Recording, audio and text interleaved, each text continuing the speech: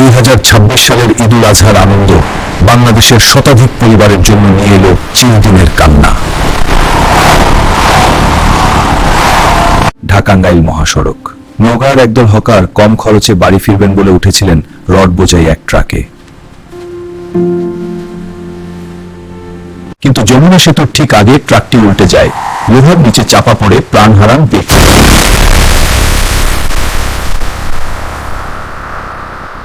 ঈদের দিন গোপালগঞ্জে এক পরিবার মোটরসাইকেলে করে যাচ্ছিলেন আত্মীয়ের বাড়ি। তাদের চোখে ছিল ঈদের রঙিন স্বপ্ন। হঠাৎ একটি দ্রুতগামী বাসের মুখোমুখি ধাক্কা। মুহূর্তের মধ্যে বাসটি উল্টে যায় এবং একই পরিবারের 3 জন মারা যান। এবারের ঈদে সবচেয়ে বড় মহামারী ছিল তরুণদের বেপরোয়া বাইক চালানো, যার বলি হয়েছেন 10 জন তরুণ। নেত্রকোনায় বাসের ধাক্কায় অটোরিকশার মা মেয়ে সহ 3 জন নিহত হন। মহাসড়কে ধীরগতির যান চলাচলই এর বড় কারণ।